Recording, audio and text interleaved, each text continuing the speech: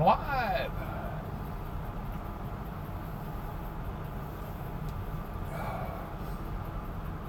Well, let me put that window up. And I'll crack that one a little bit.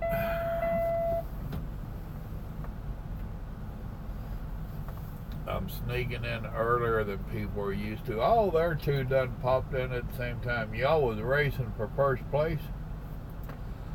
There's three of you done snuck in on me. Oh, I'm going to be calling it early night tonight, so I figured I'd sneak on here and try to catch. Jason said you're first, eh? I hear you. Oh, I thought I would sneak in and catch y'all off guard, but oh no.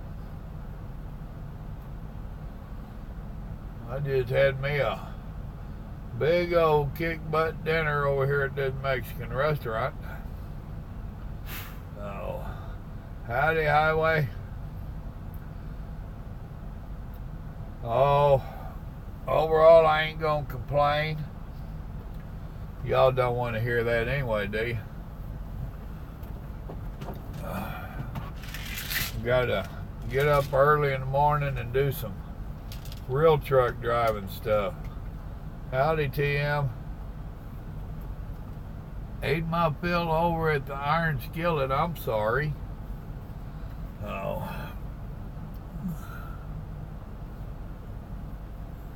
I ain't gonna argue on that. I'd call it a tie. You both popped in at the same time. There was none, and I blinked my eyes, and there was two. I said, dadgum.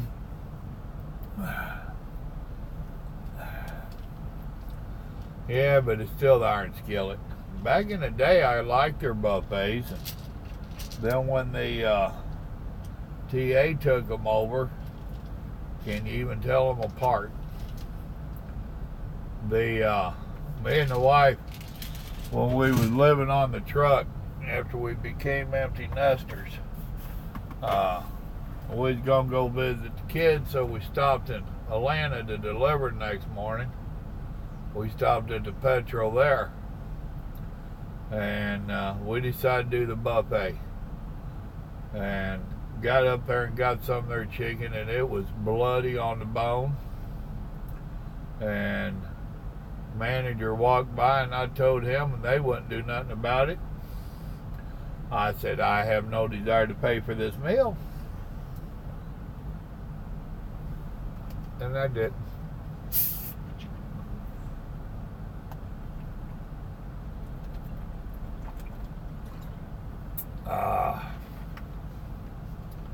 Taking a little pain medication for the old back. It's been giving me fits here the last couple of weeks. Mama's telling me my hip's out and I need to go see her bone cracker. Nope, I don't chew. Never did take to that. My dad, my grandpa, and all them did. And I grew up having to empty and wash out his spit too, and that was so damn disgusting. Oh, no. I don't play that at all. What up, Richard? Rico, good evening. It wasn't all bad. Lordy, how many miles did I knock out today? I'm going to say just a little over 600.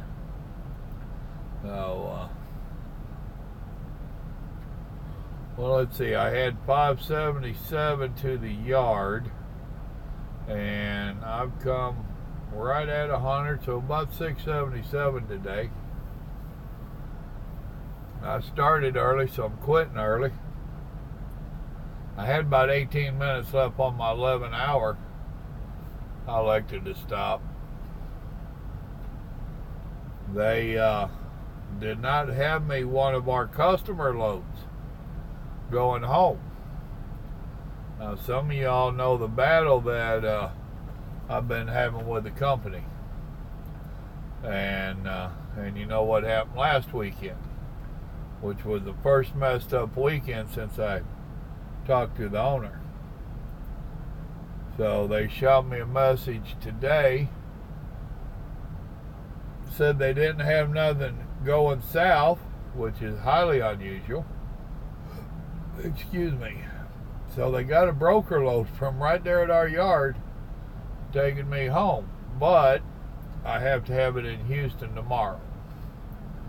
So my plans was to run that 577 miles to the yard, camp out overnight, get up early in the morning, and head towards the house with whatever they had. With it being the way it is, I needed to leave out tonight to knock out this 100 miles in order to have enough time to make my delivery and get me back home, if that makes sense. It's all a number game out here. That's all it is. It's all a number game. And of course, damn GPS wants me to go through Dallas to go to Houston. It always wants that, and I won't do it. I go through there enough already. Let's see. When I get the chicken, it's typically dry as hell. Yeah, I know. That's why I was surprised that it was raw at that one. Nomad, what's up, brother? Yeah, I hear you. What's up, Rick? Boy, if I only did 450, I wouldn't know what to do with myself. The bone probably helps sometimes, right? First day back, got more work than when I left. I hear you. What up, Saddle Tramp?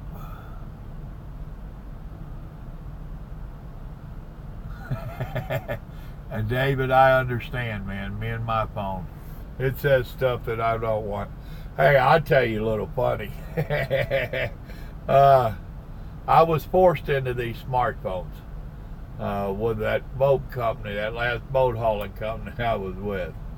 And they forced us into it because they started having us do an app for doing logs on it. And ELDs were not mandatory yet, or none of that nonsense. But they was trying to get a little bit ahead of the game, plus with as long as we would stay out, sometimes they didn't get our logs for a while. So they wanted us to do this log app nonsense so that we could just send it be with a phone. Well, them old flip phones, they didn't have all that. I think mine had a camera, was about it. So anyway, I get the phone, a lot like this one. And my boy Robert's helped me get it set up and all that. So I'm doing the voice thing where you can speak and it type out messages.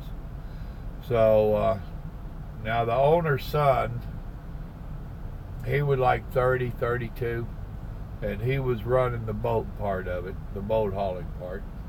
So I'm trying to send him a message, and I'm telling him I'm testing this thing out. And it sends him some crazy message asking him for drugs. I got a phone call. You know? And, he made fun of me. He knew I wasn't no dope head or nothing. But he had to call and make fun of me. He knew that new electronic gadget was whooping my butt, and it was. But so that's my warning to folks. If you're new to these electronic gadgets, watch out. It'll ask your boss for some drugs.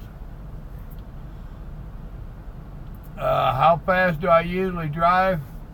Well, this is a big truck. It's not a large car. So I am a big truck, if you know the difference. Are you feeling too good? Are you feeling too good tonight? Now, damn it, Rick. Don't try to confuse me. I confuse easy. But, yeah, I'm doing all right. I'm going to be going to bed early because I got to get up early. I hate setting alarms, and I think I've got my alarm set for 4 o'clock, I think. I can roll out about 4:30 or 5.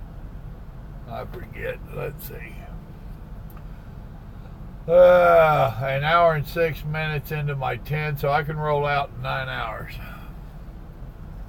So, but I'm doing all right. My aches and pains ain't nothing but old age and American trucks beating you up. Glad you made it safe. There was a nomad in Texas today for a while. Well, that's why I came to Oklahoma, dude. I heard you was going to be down there.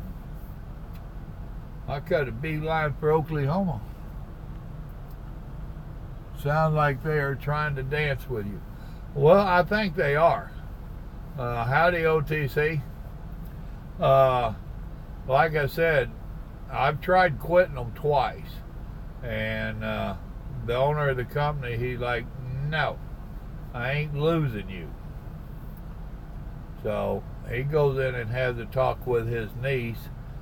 And last time it lasted for a little while. Then she started her nonsense again. And I was afraid last week. I never said nothing. I didn't raise a fuss or none of that. I did what had to be done. And I was going to wait and see what was up.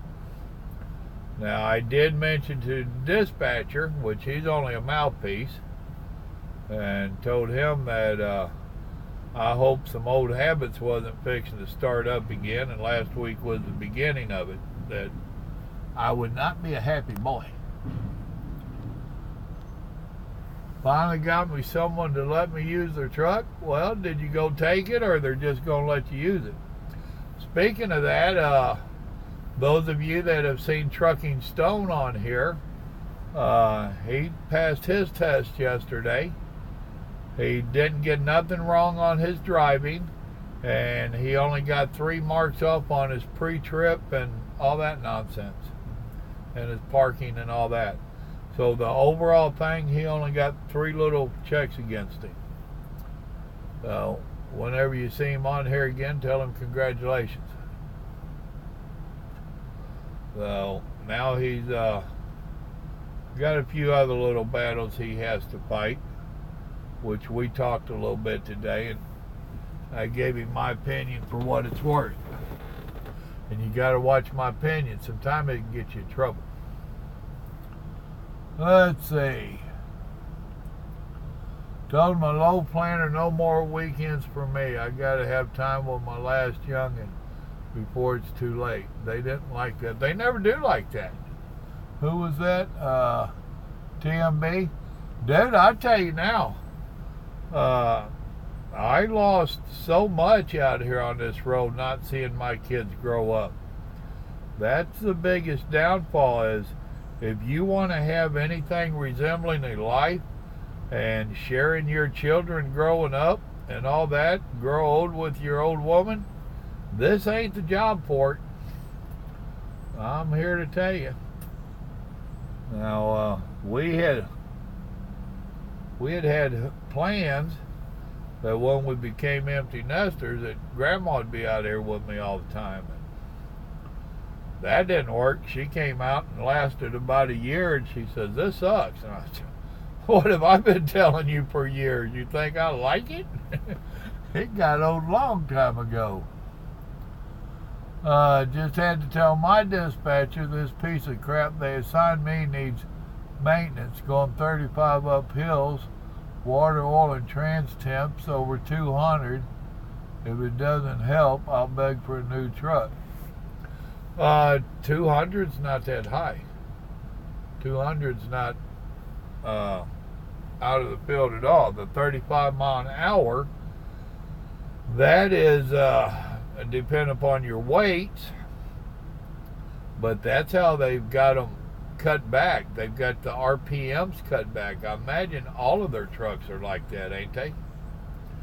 So I don't know how many of their trucks they have done, but see, and that's what we argued with them years ago, when they started doing all this caceration on them.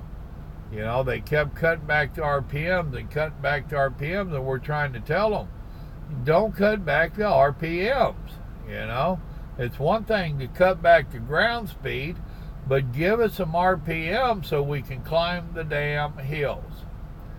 That, and they need to change the rear ends in them.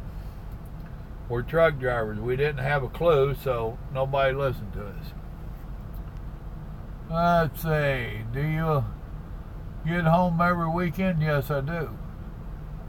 Now, last weekend I only had 30 hours off, which is unusual.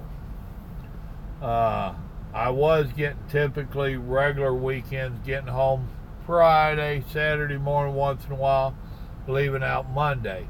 And they kept cutting that shorter and shorter on me. And when I raised a fuss with them, I did not like their response where they was trying to act like, well, you only needed 34. And I said, oh, hell no. That's when I went and had a talk with the owner of the company, and y'all know the rest of the story. Uh-oh, I'm sitting in Ardmore right now, delivering in Ada. I used to live in Ada. Back when I got out of the Marine Corps, I stayed in Missouri for a year, a little over a year. That's when I tried working in a factory and found out that didn't work. I had a brother that lived in Ada, and I moved to Ada and worked the oil field. That's where I worked the oil field at. That's where I tore up my first truck. Go figure. Didn't go yet, but I am. I hate that pre-trip. From what Trucking Stone was telling me, and he needs to change that. His last name is Stone, and he needs to change it now to Rolling Stone. No, I'm going to have to tell him that. From what he was telling me, wow, has that stuff ever changed since I did it? It's changed since I was an instructor. He took his in Texas, needless to say. He's a Texas boy. And he said they had like 30 minutes to do the whole pre-trip and to do their parking part. There was 4 of them that tested together today. And if I understood him right, they drew cards. And one card, let's say they're A, B, C, D. Well, they was actually. He said A only had to do approaching the truck and coupling. And B had to do the interior and the coupling. And C had to do the side of the truck and the coupling. And D had to do everything. And he drew D and had to do everything. And then they also had the parking over there, and they gave you like 30 minutes to do your 3 parking positions that you had to do. And then he said when they went on the road course, he said he drove about 45 minutes. So, and all that is way drastic different than what I'm used to. But I ain't done that stuff in forever. Let's see, everything. I've never seen my trans temp that high, and it seems when my engine oil speed heats up, my pressure drops, and I just lost speed like crazy on the hills. Computerized trucks, I ain't gonna try to second guess it. I know your fan shouldn't even kick on until you're up, 2 1/4 nowadays, I think. And let me eyeball mine. My front axles, rear axles, they're usually around the 150 to 200. I don't really watch my oil temperature, but I know it's up there 150 to 200. I mean, stop and think about it. If your engine is operating at 200 to 2 1/4, because your fan's kicking on and off around that 2 1/4, your oil's right in there in that engine, so it's going to be right there about the same temperature. Your transmission, I don't know about, but you are correct. You need to just have maintenance check it out. They ain't slap that computer on there and know in a couple minutes what's up. Let's see. What's up, Timothy? What do you mean you're on your way to bed? I thought today was a holiday over there. No. What is it, about 2 in the morning where you're at? Or is it next week? I can't never keep the time difference. It is almost 8 o'clock in the evening here. Same there in Kentucky? Okay. My neighbor just called. He has been in a bender next time. Okay. Any plans for the weekend? I tell you what, I have played so much phone tag this week. Taking care of stuff.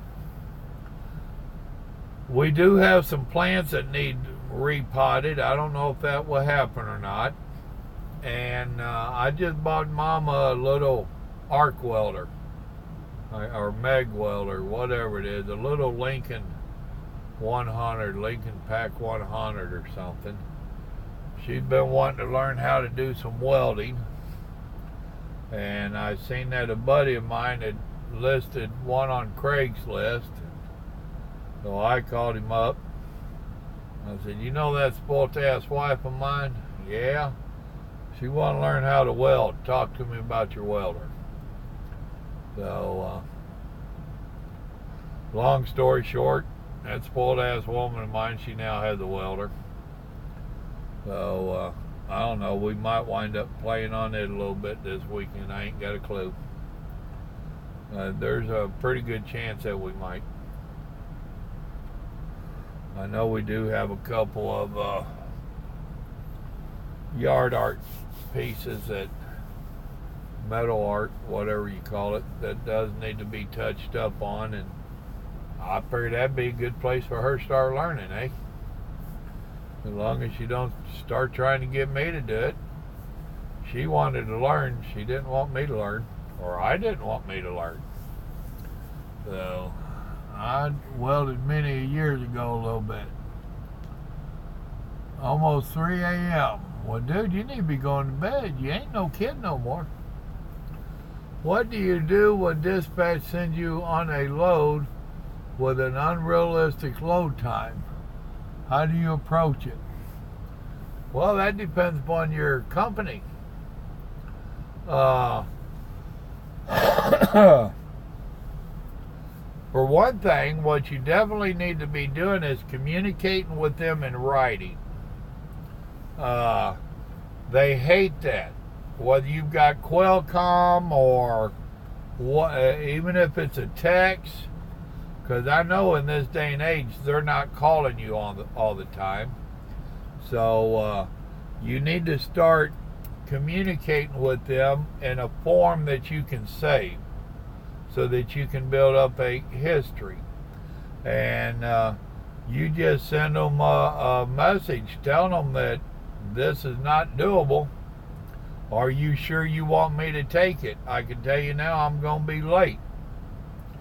And don't let them know that you're going to be saving the messages or nothing else, but start creating a record. And that way you can go to whoever is the boss over them eventually, especially when they start trying to bust your chops, and you can say, look here, I was telling them on every one of these loads that it was not doable, and they still put me on it. So whose fault is it? Mine because I'm running legal, or theirs because they just didn't want to pull with finding a driver that had the time to do it? We run into that all the time over here. And it's going to get worse still yet with the LDs. Because they've got this thing going on. These brokers mostly, and I'll bet you yours is a broker load. They want to get this load, and they want to schedule its pickup, and then they want to do their little computer math and schedule its delivery all before it's even picked up, all before your company even gets the load. And you're not the only one having that issue. There's a lot of us having that issue, and it's all in your company on how you gonna handle it. What in the world would she do with a welder? Well, she's going to weld. Duh. Come on, John. Actually, there's a lot of little stuff that she wants to do. We've got a few things around the house that she wants to fix, yard art and whatnot. She's been wanting to get a bottle tree and just different little yard arts. It's a hobby thing. And we have an antique chair. You've seen them shellback chairs that we cleaned up and painted? They're antiques. Well, we have a fourth one of them, but it's busted. And while we was in Georgia, we had one guy supposedly fix it. He made it uglier. And that's one of them things that she can't make it no worse. So, all right, babe, there it is. Try to fix it. You know, really. And just different little stuff like that. It ain't like she'll be welding every day. She might for a little bit until she burns out. But it was just something that she wanted to have a go at. So I was teasing her about making sure she marked it off her bucket list, because I don't want to repeat this nonsense. So, and I'm all good with it. Anything that gives her something to do. Why do some scales give you the red light and then just have you bypass when you come in? Are they just bored and want to mess with you? No, actually, it's a count thing. Whether it's for the state or the feds, it's a count thing. They have that motion scale inside, and as you roll through there, it's nothing but a count thing, man. It's a bean counter deal. What's your weather gonna be like this weekend? I ain't even looked. I need to do a little bit of mowing, is what I need to do. Last weekend it was pretty much dry enough where I could do some mowing. Y'all know I got water issues. And then it rained like cats and dogs Saturday night. Mama hasn't mentioned it raining this week. Although down in Laredo today, oh boy, or yesterday, I'm sorry. Yesterday afternoon it came a gully washer. Oh. Thanks, Papa. I'll start checking all these times and start telling them that time isn't realistic. I'll tell you now, a lot of people don't realize it, but if you keep a record, get you a notebook, or even keeping a file in your phone or whatever, and you are documenting this stuff, believe it or not, it's admissible into court. So if it's admissible into court, it's good enough for your company. So whenever you go to talk to the powers to be, you've got a case.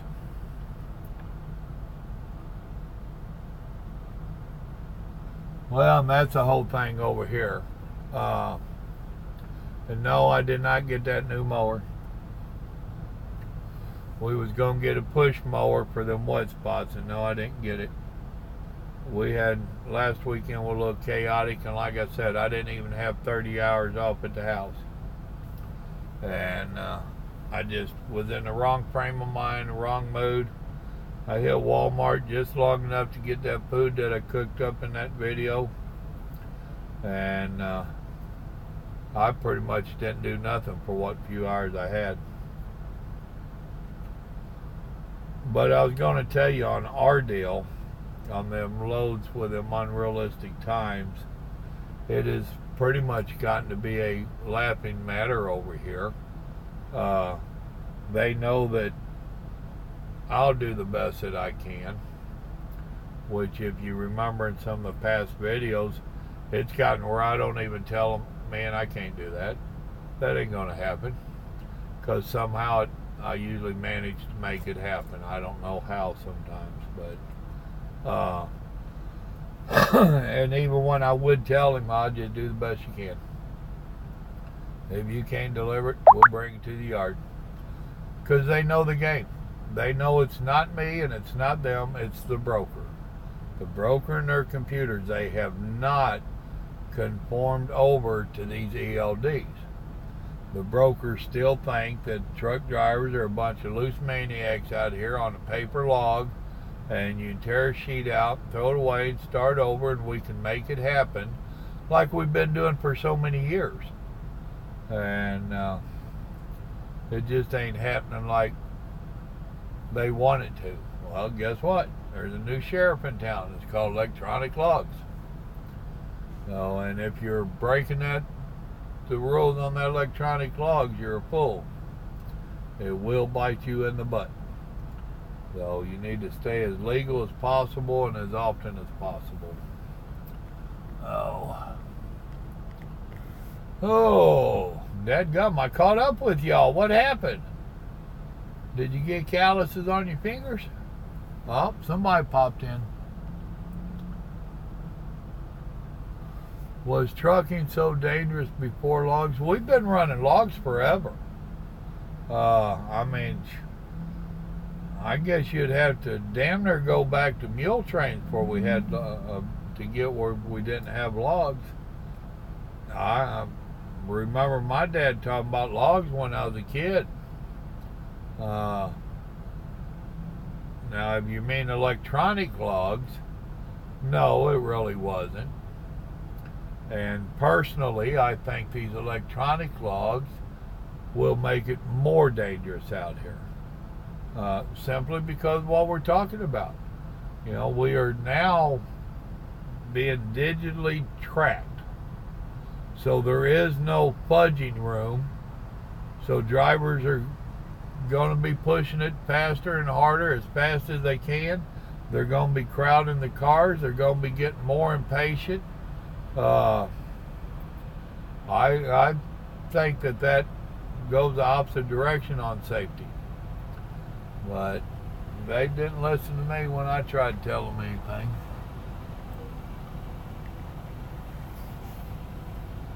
No, paper logs were not new.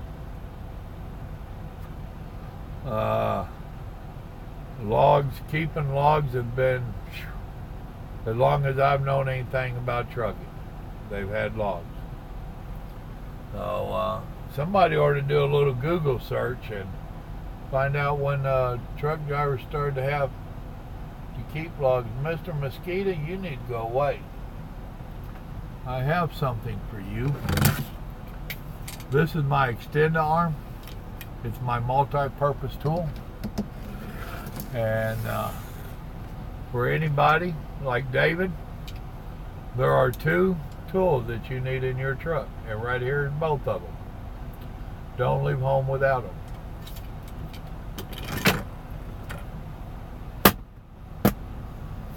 Ha. One less mosquito in the world. There is nothing more aggravating than a damn fly in a truck. Oh my Lord. And that back scratcher, you'll be surprised what all you can do with one of them besides scratch your back.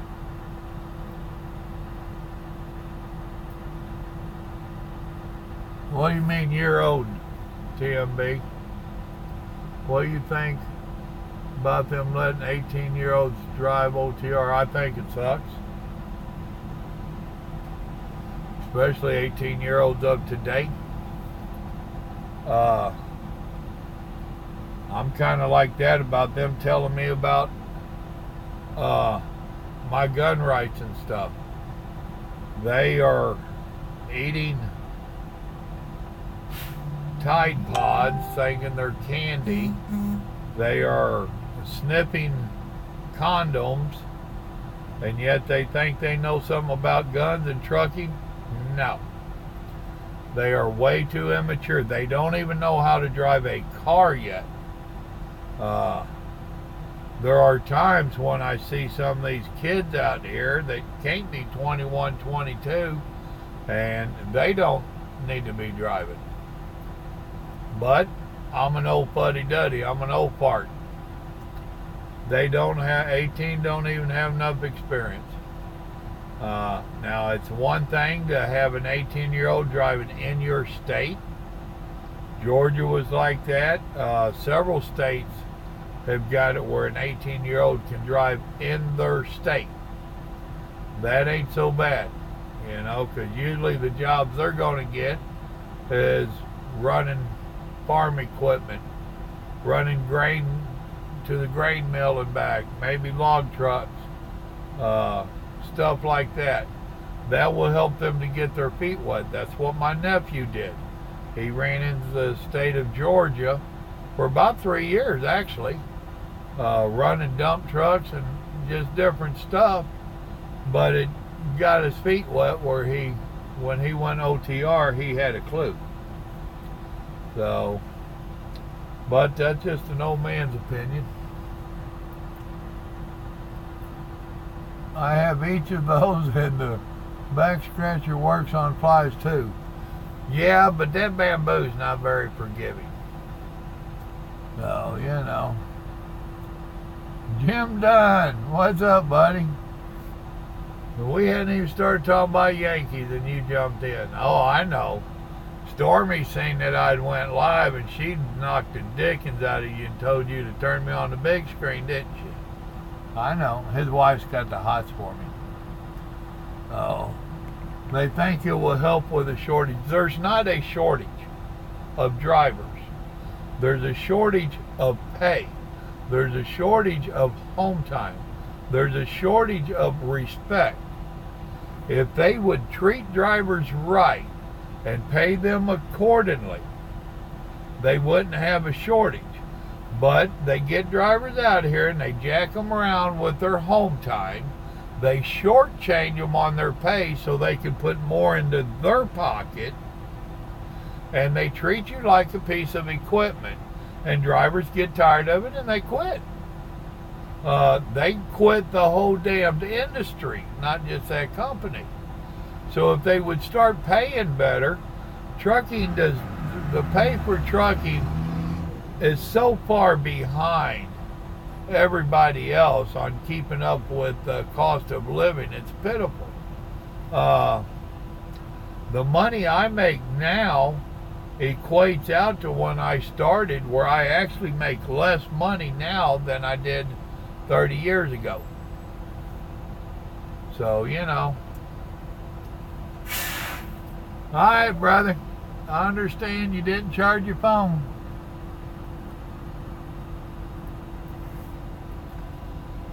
Oh. You were right about it? Yeah, well, yeah. Evidently you've been out there a minute. So. And it just gets so aggravating to me. I keep hearing about this driver shortage. And that just irritates the dickens out of me. They want to holler that nonsense so they can get some more government backing. And what they'll do is they'll get the government to supplement them training students. And then they'll get the government to actually pay your wages. Somebody on here, Nomad, was talking about it in one of the live feeds when he was broke down in California, and he was talking to, I think, some Swift drivers. And they was talking about that they was going to go out in their own truck and make like 23 and 25, 26 in a mile. Are you kidding me? 30 years ago, I got paid 25 cents a hub mile. And I tell you now, hub miles is the way to go. Yeah.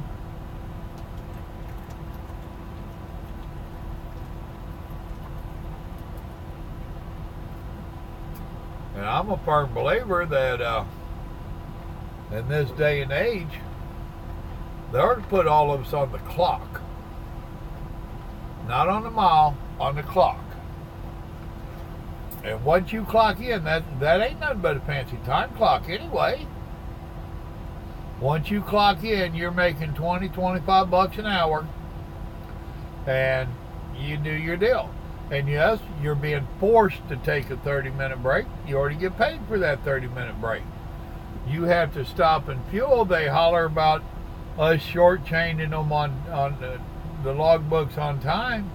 Well, if you're paying me to fuel, I'll gladly pull on that fuel island and go on duty and stay on duty while I'm fueling and doing my deal, and then go back to driving when I leave.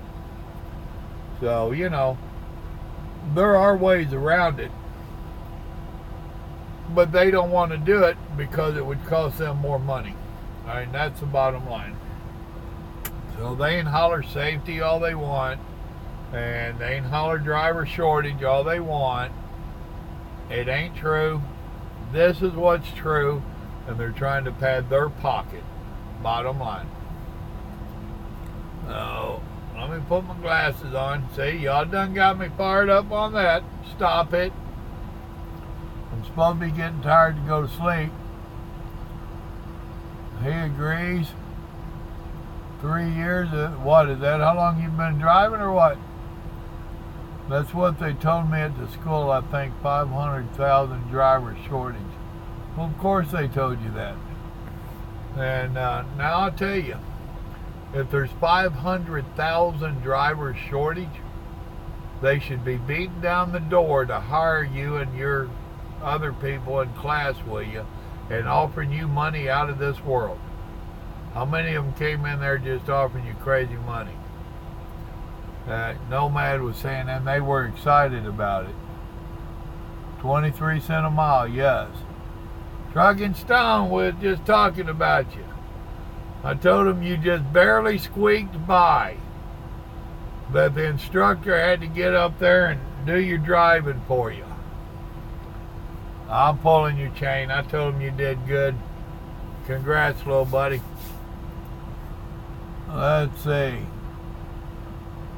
14 times $25, 350, 14 hours, okay. Well, but see, that's only 14 hours. You're talking about your 14-hour rule. You can't drive that long. You know, now if you figure your 11-hour rule plus an hour for fueling and pre-trip and all that, and you wouldn't be able to drive that whole 11 hour.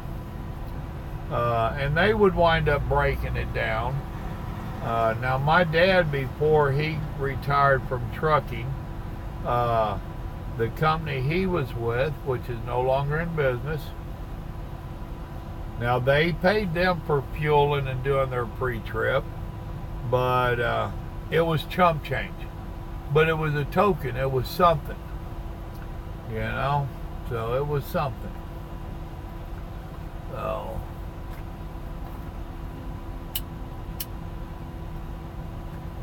So even if they broke us down and only paid us $10 to fuel if you're on duty, okay, that beats what we get now. If they only paid you $20 an hour or $20 a pick to do a pickup and a delivery, regardless if it took 2 hours or whatever, that would beat what we got now. So I'm just saying. Let's see. Jason said, congrats, Stone. Heard about your CDL. And yes, drive OTR. Uh-oh. Ha ha ha. Yeah, right. Thanks to Jason. On duty is work, though. Should be by that right. On duty. But how often do you use up on duty all the time for 14 hours? Now, sometimes. But there's no need in us trying to hash it out because they're not going to do it. You know, but if they wanted to resolve some problems, that's how they could do it. Let's see. I didn't know Swift was only paying 23 cents a mile. I can't work for them making that. Well, like I said, I don't know if it was Swift he was talking about or not.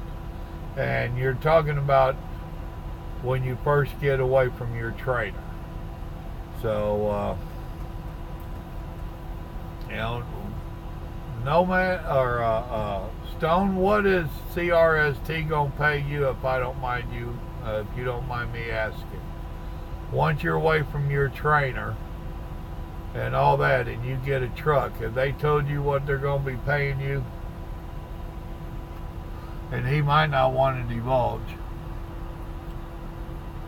No, man, my grandpa is a union driver. He gets paid by the hour for every hour on duty. Exactly. You believe they started at 26? 26 cents is 26K a year. Ha ha. Hope they have a good raise rate after your first year.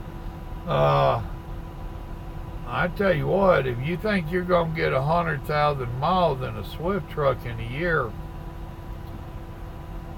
from what I've heard of their dispatching and you getting laid over and all that, I don't think you're going to get that 100,000 miles. 30-cent mile split with my co-driver. So 15 cents a mile for all miles driven is what it boils down to. Oh, there my boy sending pictures and stuff. You're an open book? Well, don't judge a book by its cover, so y'all just hold your finger over his little icon picture over there. Let's see, you're making 38 cents a mile, and they said they're going to bump me to 40. How long have you been driving?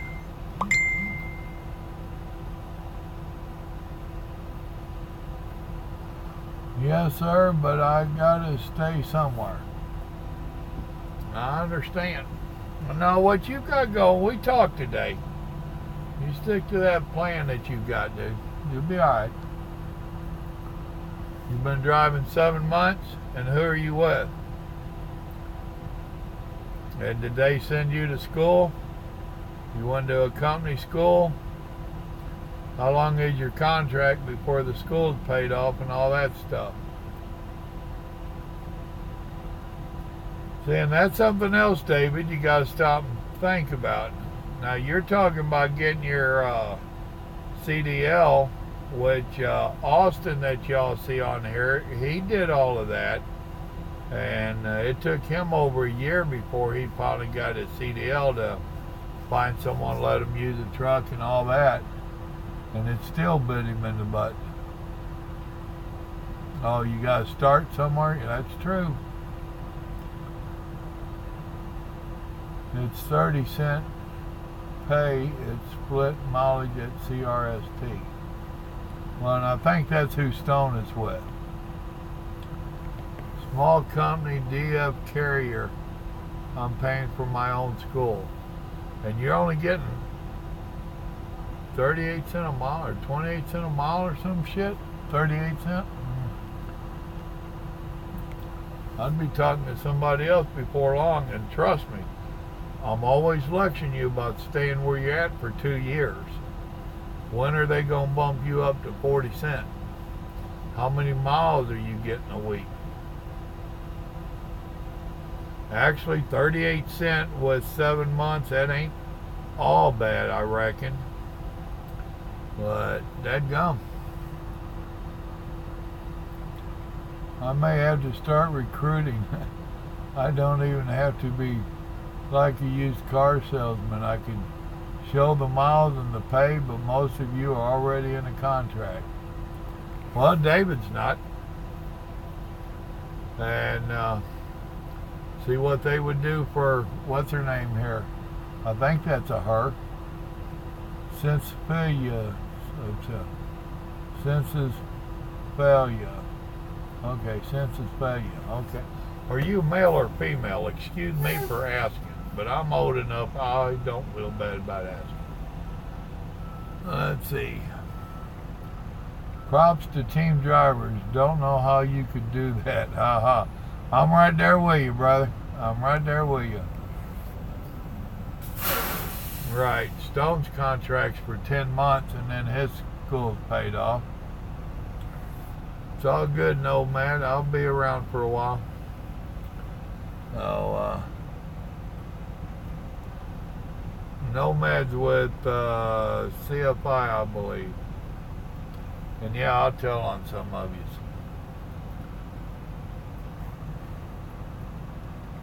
Me? A male, sir. Thank you. Okay, well, some of these names you can't tell. Let me hit on this and see what my boy is about. Hopefully it don't block y'all out.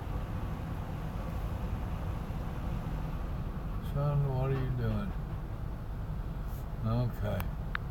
That's more stuff on that business we're trying to get going. He was trying to get me to come over there to CFI and be a trainer and stuff for him, but I don't think they'd get me home enough. Jason said, now I gotta look for a new starting company. Right there, CFI trained you, right?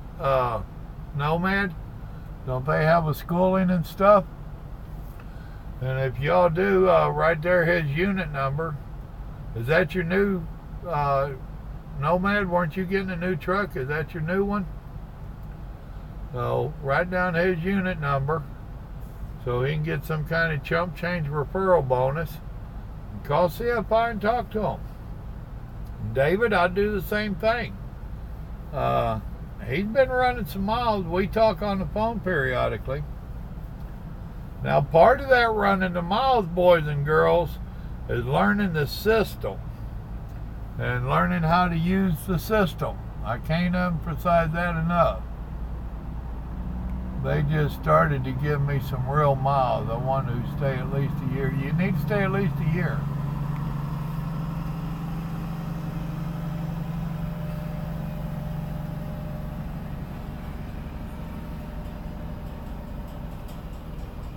Jason, there's a Stone Plain recruiter too. Oh, that's your employee number? Okay. 1,800 miles a week? You're thinking that's good miles? No, it's not. I get home every weekend and I run between 2,500 and 3,000 miles a week. If you only got 1,800 miles a week with this company, you'd get fired. So,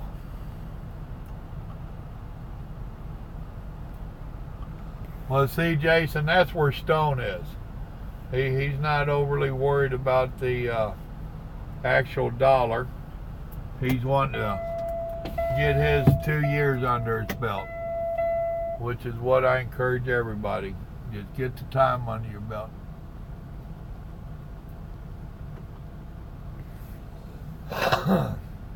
Well, if you can live off of 1,800 miles a week right now, and you've got 7 months already in there evidently, so you only got 5 months left, so don't get on here and get all discouraged and stuff. You have a plan. Just like Stone has a plan, just like Nomad has a plan. And both of them I've talked to on the phone. And they have a good plan, and it's just a matter of sticking to their plan. Evidently you have a plan, so stick to your plan. So, and 1 year with a company, that's the minimum that you need to stay with a company to do anything. Hot dang papa. What did I do, Stone? He said he started at 35 cents after he finished with his trainer, and he's at 41 now, 18 months with the company. If you're at 38 now, and they're fixing to kick you up to 40 or 41, all you got to do is start working on the miles. And that's a report between you and your dispatcher. So you need to start, are you comfortable with that? Are you exhausted? Can you run more? You need to. I have always set myself with a daily minimum of 500 miles. If I can't do 500 miles, then something's wrong. And when I say if I can't do 500 miles, that means I done got tied up at a shipper or a receiver or breakdown or something. But Once again, I'm old school. I've been at this stuff a while. So, no matter how many miles you average a day, how many miles you average a day and or a week, he's been at it 18 months. He's doubled your time. So let's see what he's running. Team started at a 51-cent split. I don't recommend teams to nobody. Stone is saying 25 to 3,000 a week. Wow, that ain't nothing, dude. That ain't nothing. When I was OTR here, and our OTR drivers now, they're 3,500 to 4,000 miles a week. That's legally, you can run right at 4,300 miles a week legally.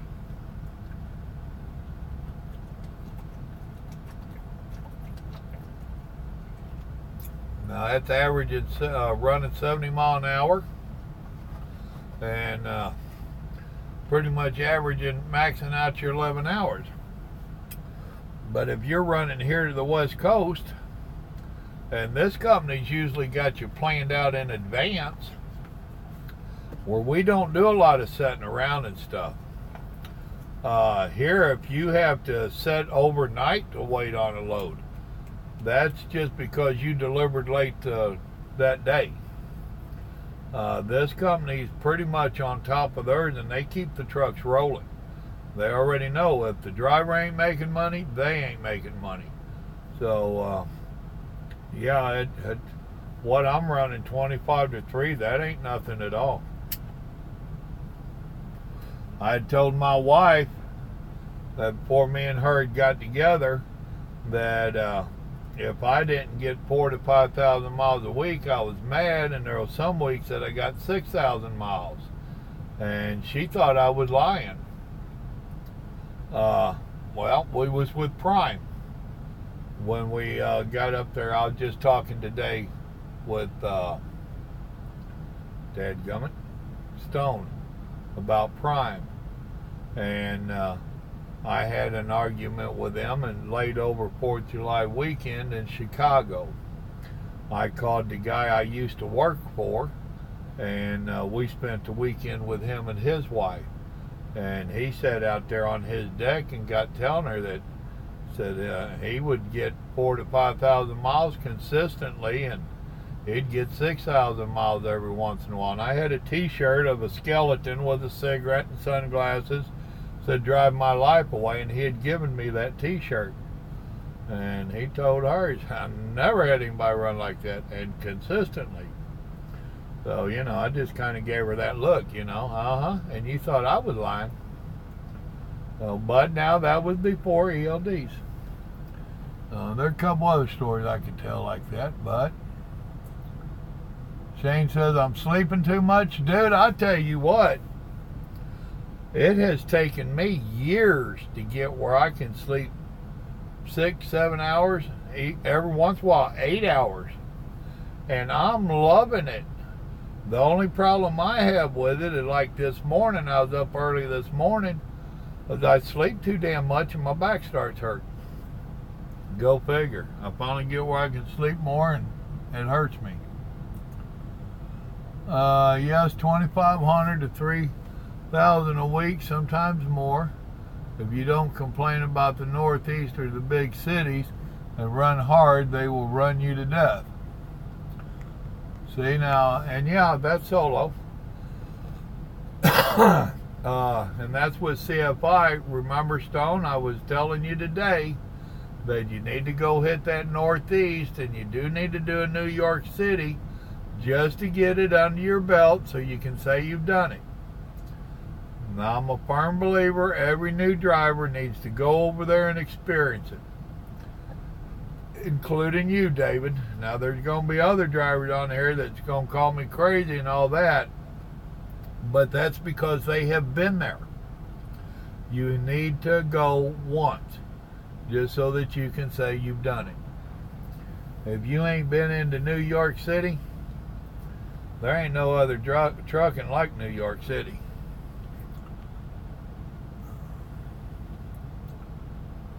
Yeah, nomads with CFI. The only thing I refuse is local runs because they don't pay in Manhattan.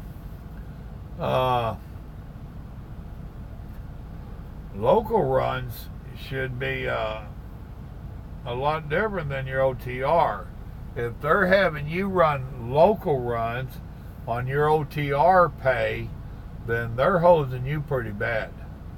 Local runs usually pay a flat fee, and that flat fee is going to depend upon the radius that you're running for around the cities and stuff. And Manhattan, you need to stay out there. What's interesting, Stone? If I have a long run and no drops, I will knock out 650 miles a day at 65 mile an hour. That's to average 65. You're running right at your 11 hours because you can't. If your truck's set at 65, you can't average 65.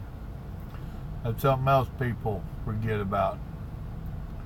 I straight told them I'll get a passport and run to Alaska. That is one run that I want to do. And that boat company, before I quit them, or right after I quit them, I'm sorry, they started running Alaska. Damn it. And I've got my passport. But that's a long run, and you better know a little bit about truck repair and whatnot. Oh. Dadgum, no, man, that's a true nomad right there. No. I'd get a kick out of that challenge. It may be stressful, but hey, why not? What's that, doing Alaska?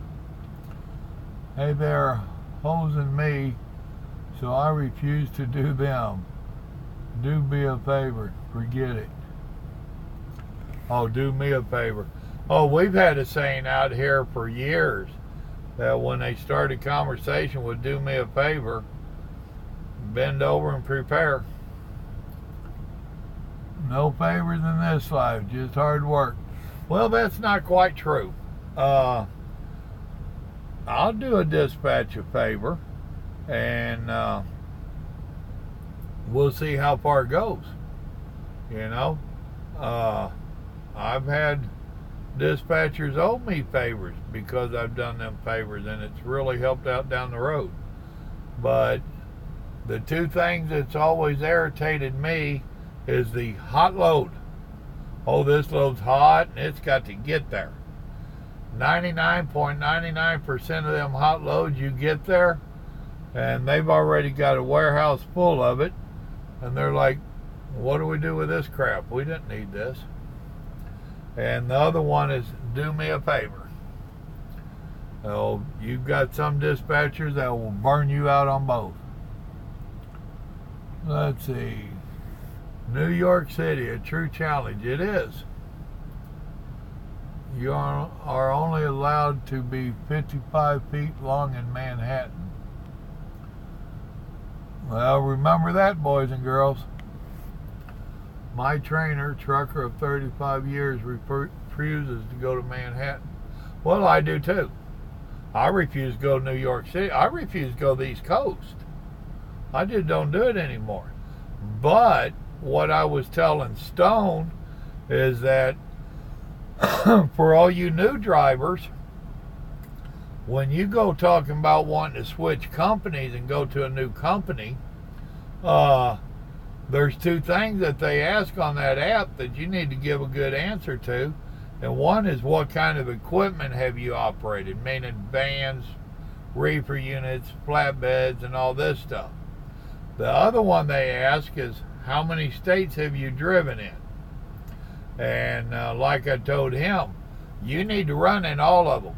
Here in the beginning, yes, you need to go to the Northeast. You need to go to New York City.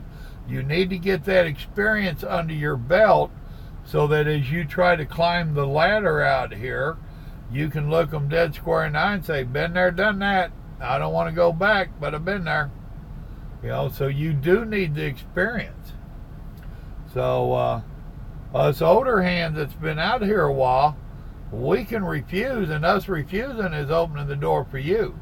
So any load that they want to give me, I kindly pass off to any of y'all.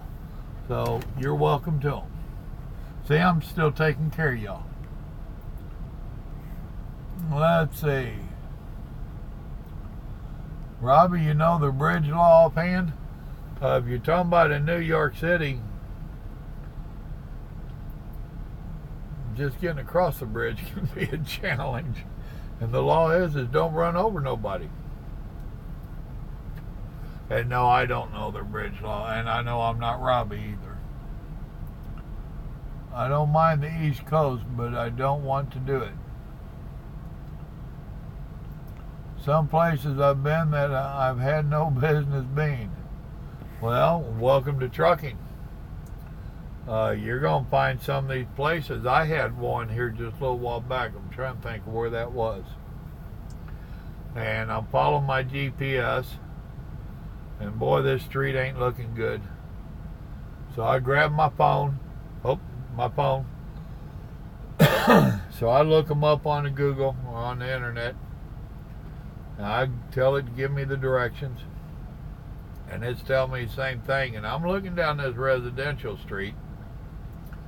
And I parked over here in this little bitty place. And I get out and I walk over there and I'm looking down this street and cars are coming up. And this lady stopped at the stop sign, and I didn't just walk up to her car because you'll scare people. Well, boy my size will. And I said, "Excuse me, ma'am," and I'm quite a ways away from her. She cracks the window down, and I pointed at my truck. I said, "I'm truck driver." I said, everything is telling me I need to go down that street, that the business I need is down there. I was delivering carpet. Was it carpet? Not carpet. The hell was I taking them? I can't think of what I was taking them. And I said, "Do you know if the such and such business is down there?" And she says, "I really don't know." And I said, "Is there any chance?" I said, "I'll stand over here by my truck. Would you drive down there a block or two and see if this place is there?"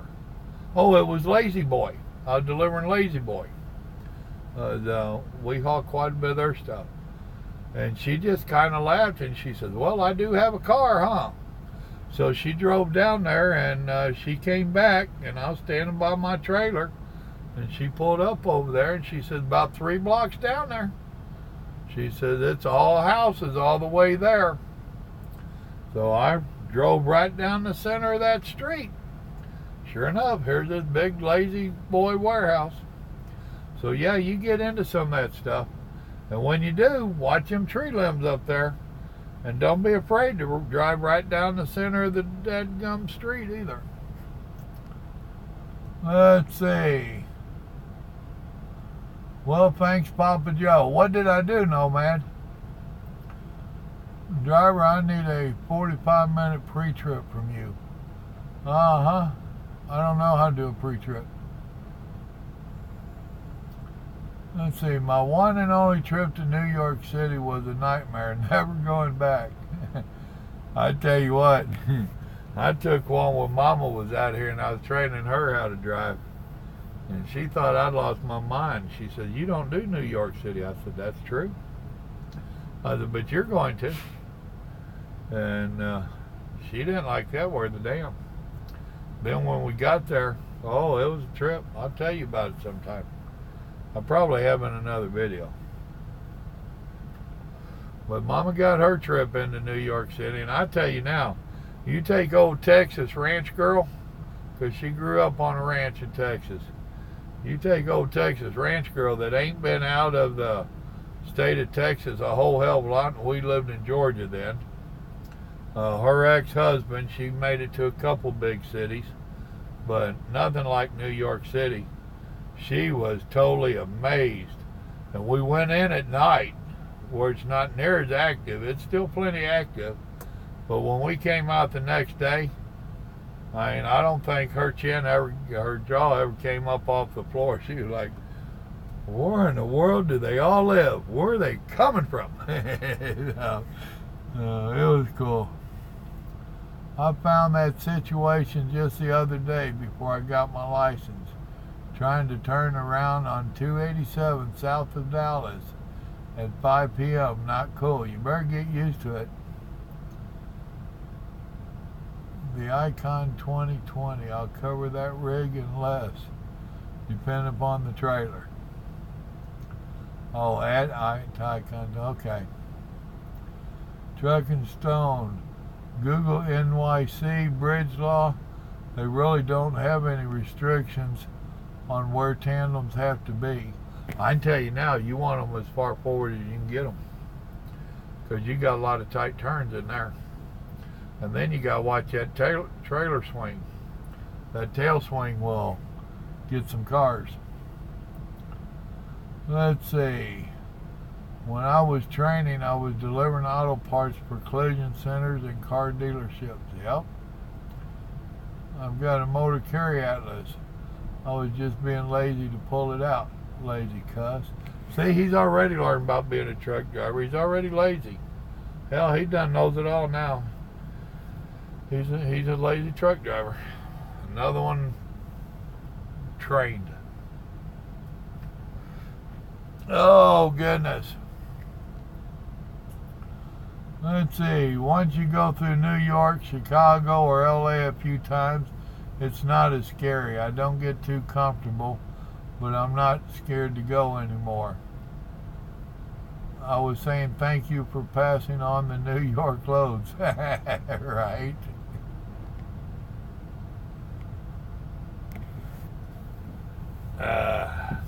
What do you mean, hey now? You're the one that said it. I just confirmed it. Oh, Chicago ain't nothing. Chicago ain't nothing.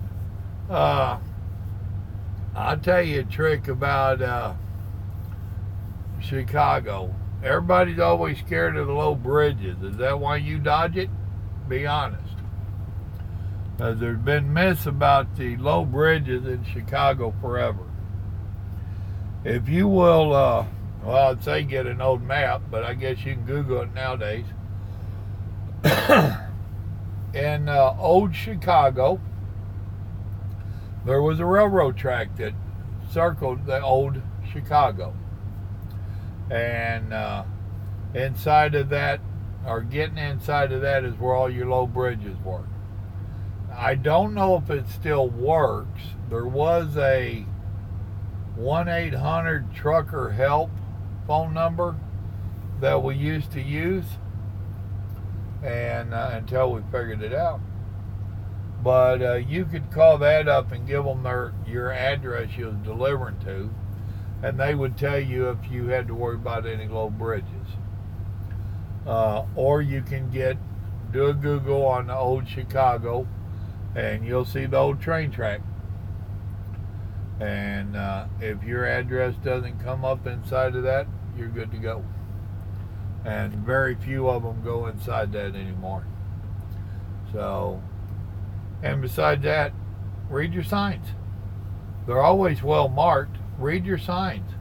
Now, Stone, when you was in training, because he just graduated, did they have you doing a rolling commentary? Because that's something everybody needs to work on periodically. And that is where you're telling what you're watching for, signs that you're reading, the whole ordeal. And that will help you stay on top of reading your signs.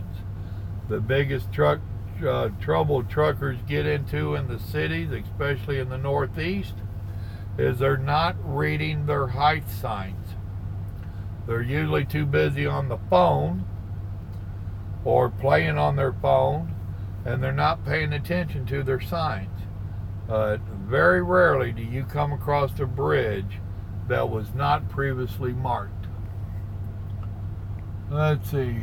Traffic, really, all my routes run me through the center of that bad boy. Just go down a few highways and it's so much easier. Well, you're talking about going across the top up there. And part of that is just knowing what to do on your GPS there and telling it to dodge it, you know. And another thing is your timing, which that's something else that is hard to do with these electronic logs. We used to be able to stop and take a nap. If I was going to hit a major city, I'd stop and take a nap, let it get past. And then I'd get up. When I done had my 2 or 3 hour nap, I'd be good to go for another half a day, and I'd roll right through the city. Yes, rolling commentary. All yellow signs, hazards, construction, commenting on erratic drivers, aggressive drivers. Well, see, now we went a little bit past that, and we would talk about if there was a bunch of parked cars watching for kids to come out, watching for balls to bounce out, and you know, the whole routine. I bought me a Rand McNally GPS before my first day out, and my trainer would punch me if I couldn't recite a sign. I'd hit him back. Damn that hitting shit. The bottom's towards Joliet. Yep. Good trainer senses. Sounds like, anyway. Not when you're hitting. I don't do that hitting. I guarantee you hit me and I'm fixing to backhand the hell out of you. Something's going to happen. Don't hit me. I don't believe in hitting. And yes, I'm an old jarhead. So you shoot at me, I'm going to shoot you. You hit me, I'm going to hurt you. I don't play that well. Bedtime for me, sissy.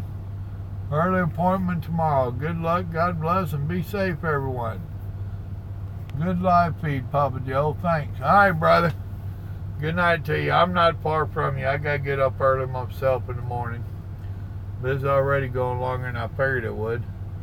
Where'd y'all come from? I didn't expect y'all to show up tonight. So, oh goodness. Let's see.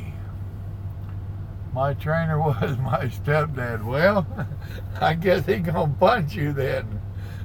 So, my original trainer was my dad and my uncle, so I can relate. So, that's part of why I say don't hit me. Truck stops in the city, stay out of them. Yeah, I'll stay out of them. Heard lots of crime in the big city truck stops. I try not to stop in any big city myself. However, that being said, all the years I've been out here, if you are aware of your surroundings, don't walk around like a victim. And some common sense. You know, if you got any street savvy, street smarts, you normally won't have any trouble.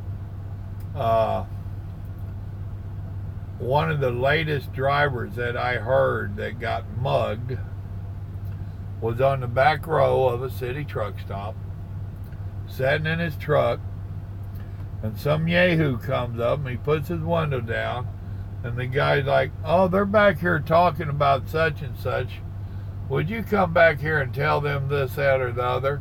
And the dumbass got out of his truck and went back there. And there was 4 or 5, and they robbed him. Really? Now, what kind of savvy is that? So, I mean, that was his story. I mean, they might have told him something else. You know, we're doing some drugs, we're partying, we got a girl. Whatever they told him, it got him out of the truck, and he went already on the back row, and he goes back there in the brush. That's not street smart at all. That's stupid. So, but that just makes... He wasn't hurting me, but yeah, I got hit. Oh, I understand. Oh, snap. The stepchild treatment. You're right. Red-headed stepchild, too. Look up at Jason's questions. Any advice for us OTR guys on rig security? Actually, if you go through my libraries, I've got a couple of my personal safety and stuff on the truck. So look up some of my archives. So, and I just gave you some of it. Man, I couldn't believe when I stopped at a truck stop and saw an armed security. Right? That would have been in Birmingham. There's a pilot off of the interstate. It's on Old 78. Was that Birmingham? And my wife was following me in the pickup. And I was in the big truck. And they had armed guards there.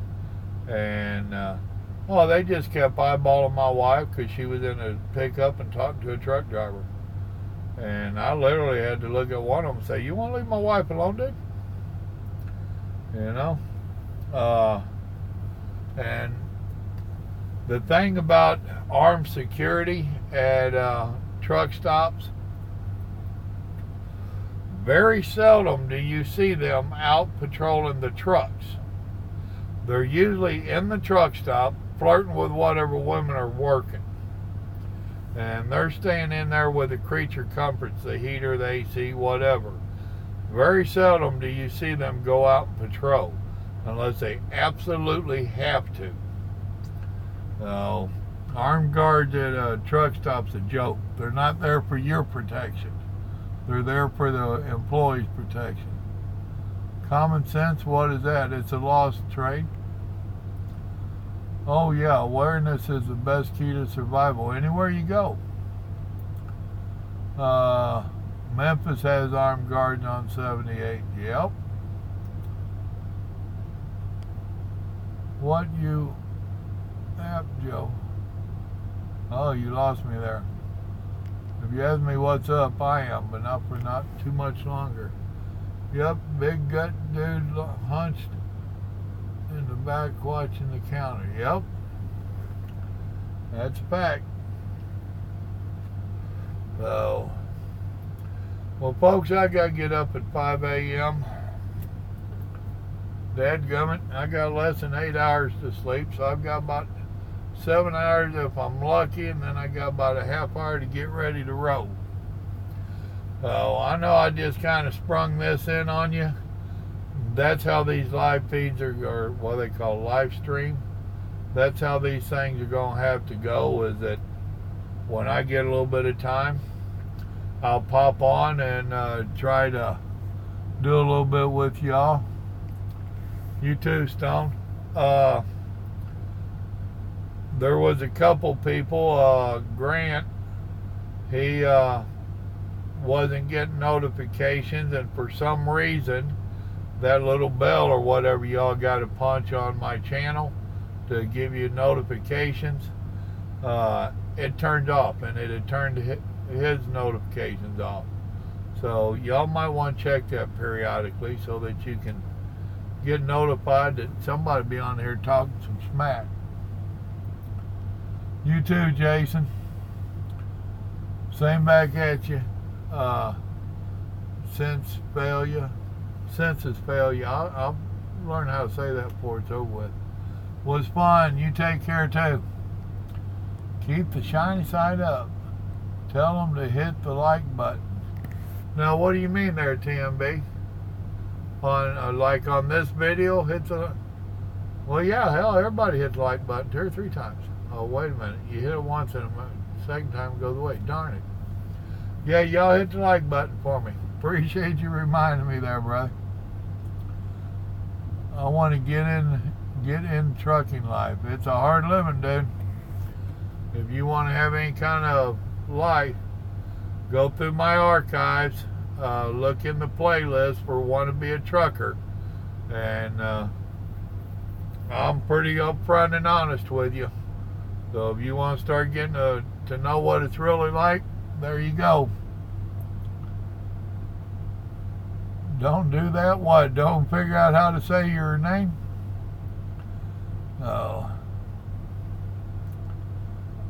They like it. They like it. I hear you.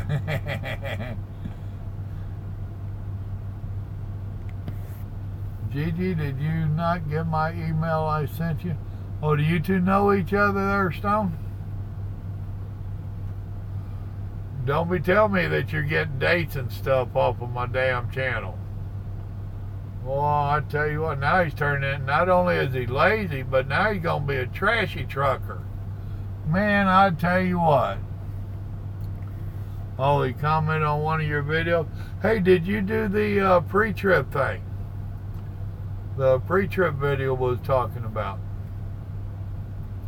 If you did, I need to find out about it and get my boy to put it over here if you don't care.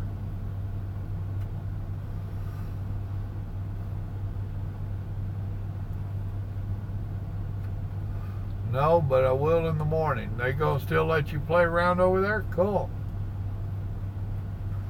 Folks, with that, I got to go to bed. I appreciate y'all coming in. If you would, do hit the like button and all that good stuff. Go check out some of my videos. Share it with your friends and all that good stuff. Remember, God loves you. So do I. Y'all be safe out there now. Good night.